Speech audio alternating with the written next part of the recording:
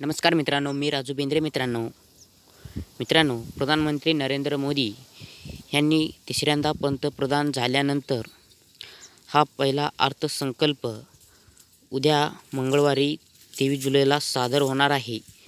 ह्यामध्ये केंद्रीय अर्थमंत्री निर्मला सीतारामन यांनी शेतकऱ्यांसाठी 4 मोठ्या घोषणा करणार आहेत. तर नेमकी अशी कोणती 4 मोठ्या घोषणा होणार आहेत, सविस्तर माहिती या व्हिडिओच्या माध्यमातून आपण पाहणार आहोत. तर त्याच्या आधी आपल्या आरबीटेक मराठी यूट्यूब चॅनलवरती नवीन आला असाल तर चॅनलला असेच महत्त्वाचे व्हिडिओ डेली भेटत राहतील. तर सबस्क्राईब करून ठेवा, व्हिडिओला लाईक करा, जास्तीत जास्त शेतकरी मित्रांपर्यंत व्हिडिओ शेअर करा. तर चला मित्रांनो, व्हिडिओला वेळ न घालवता व्हिडिओला सुरू करूया.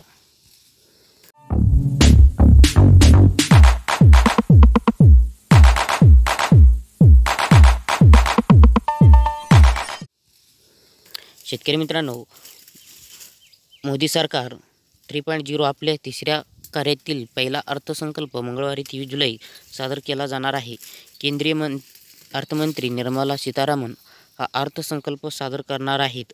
त्यामुळे केंद्र सरकार विशेषतः शेतकऱ्यांसाठी कोणत्या मोठ्या घोषणा करणार आहे याकडे सर्वांचे लक्ष असणं आहे. केंद्र सरकारने शेतकऱ्यांसाठी राबवलेले PM किसान शेतकरी सन्मान निधी या योजनेतून शेतकऱ्यांना दिल्या जाणाऱ्या आर्थिक लाभात वाढ होणार असल्याची शक्यता वर्तवली जात आहे. त्याचबरोबर केंद्र सरकार शेतकऱ्यांसाठी 4 मोठी घोषणा करणार असल्याची चर्चेत आहेत. तर मित्रांनो, पहिला म्हणजे शेतकरी सन्मान निधीत वाढ होणार आहे. गेल्या काही दिवसापासून शेतकरी सन्मान निधीच्या हप्त्यात वाढ करण्यात यावी अशी मागणी होत आहे. सध्या ह्या योजनेतून देशभरातील शेतकऱ्यांना वर्षाला 6,000 रुपये दिले जात आहे.